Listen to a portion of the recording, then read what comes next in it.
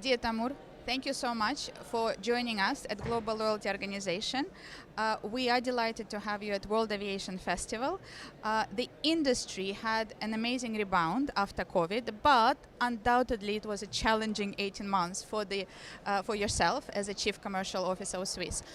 What were the key focus areas that you were looking at in the last 12 months and how they will differ from what you will be focusing in the next 18 months? Yes, first of all, thanks for having me. Indeed, it has been not only last 18 months, but the last 3 years have been tremendously difficult for all the airlines and of course also for Swiss. So thankfully we have turned the ship around and Swiss now is a profitable company and that's a great success in itself. We're also happy that we have brought back many new colleagues and also some of the old colleagues. So with the right team, I think we're very confident. What has been observed in the last 12 months or so, of course, is the structural excess demand of all the passengers coming back. So that's a very good sign. Flying is still sexy, and that's something that people have recognized as a need, as a fundamental human need, and that's something we really cherish. At the same time, we have seen a lot of constraints in the ramp up, but also structural supply side constraints, be it on the aircraft side, be it on the engine side, be it on air traffic control side, or also on enough manpower that we actually have to get back to the airline industry. So it has been quite challenging. We have been doing quite well, and looking forward now, I think we are quite positive that we continue on the successful economic track. We still will see for the next years the supply side constraints. We just have the example of the engines from Pratt & Whitney affecting almost the whole industry. Sure. And we will see other constraints still being prevalent over the next years, I would say even. So I'm still positive about it because I think the airline industry really has now the means and the tools to face these challenges. Despite higher oil price and all these challenges, I think we will doing also rather well in 2024. It's good to hear. It's good to hear. But the customers definitely has a revenge travel. As we heard on the panels here, is that even business travel is coming back. SMEs are traveling more, and but clearly the customer is in the center of the focus of a lot of airlines. Partially because the demands and expectations of the customer slightly changed after COVID. What do you see on the Swiss side? Do you see a customer expectations shifting? What kind of innovations or features you're bringing in your customer journey proposition to answer to these demands? Yes, so the customer is and should be, of course, at the center of everything we do. And we have to say also that we disappointed thousands of customers in the last year, but we also brought millions of customers to their destination. And this summer was better than last summer. Still, there were a lot of topics where we disappointed customers. We had quite a number of baggage issues, if you recall the current situation in some of the airports and with the manpower that you see in some of the hubs. But on the other hand, we are also doing a lot, I think, to inform the customer better now. We bring new digital products for self-servicing, rebooking, a refund. All that can be done now either in a chatbot or even in the booking flow. So this makes the life of the customer in irregular situation also easier. So we see already a lot of change. We have learned it the hard way, and I'm confident that with the new products coming that we are now developing, there will be even more features that will really help the customer to navigate from A to B. And I think that's the absolute basic necessity, the brick and mortar. We have to transport the customer from the place he starts to the place he really wants to go in time, punctually, hopefully, or more punctually than we currently are, but with a high stability. That's absolutely the key, number one, prime key focus for us as Swiss and probably the whole industry. It's quite interesting. At Global Loyalty Organization, obviously the focus of all our members such as Star Alliance or Emirates or Air France KLM is on delivering the best full journey experience to the customer. A lot of airlines are started to implement big data, AI, as you mentioned, chatbots, to personalize the experience as much as they can to deliver this unique preferred client, approach. How do you see this new technologies, big data, in your business? Do you think it's more of a challenge at the moment for airlines, or you think that it will be implemented quite fast in the coming 1 year, maybe year and a half? As I said, the absolute key priority now is for us to fly the customer from A to B. And I think this is something we have to secure first. We're using all those technologies just mentioned already for these brick and mortar business elements. So in disruption cases, what can you inform the customer? How can you handle with him? How can you get an automated hotel voucher tool which is just introduced? Things like that. But it has to go beyond that.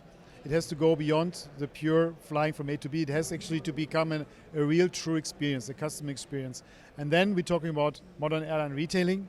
And this is everything from inspiration to post-flight engagement. And there are many, many topics which are in development there, where we see really how we can excel, how we can make travel a true magic moment and the journey a true experience for the customer. Swiss is a member of Miles & More, and you're a member of a big family, including Lufthansa and others. How do you see the loyalty program, and the loyalty maybe in the wider sense of supporting or delivering on the customer expectations, customer experience? Is this a critical element, or you think that it's more of the cost center? No, of course, it's a very important element. It differs by the continent where you actually look at, and loyalty is even more important, I would say, now transatlantic in the US than it is in Europe, but it is actually also a very high value in Europe. That depends also on the way loyalty is actually built. And in the US and transatlantic, you have also different value of credit cards attached to loyalty. It's not just the loyalty program itself, so there's a different business proposal. I think we can learn a lot from the transatlantic experience, but there are also elements of loyalty that we develop ourselves in Europe further. And I think one example is the new loyalty program revamp that we're doing for 2024. And here we differentiate clearly. We do not build this as a revenue-based loyalty program for accrual of your status, but we build it as a loyalty-based program. And that's the difference, because we believe that the contact frequency with the customer has a value in itself. And loyalty also develops in the way you interact. Yeah? Loyalty has other forms which are important. It's the brand positioning. It's the question how the customer interacts, particularly the young generation, on platforms. It's a question of how you nudge customer with certain incentives. So loyalty can be created in many ways. But the traditional loyalty programs will further develop, and we have to add new features to them. We have to add features of sustainability, green elements, which give recognition as well to customers who are sustainable driven. We have new features where we insure the customer for certain mishaps, so anxiety management when something goes wrong, so that you can cancel, for example, also your redemption flight, and things like that are coming definitely in the future as additional elements of the traditional loyalty programs. We see more to come. Very interesting.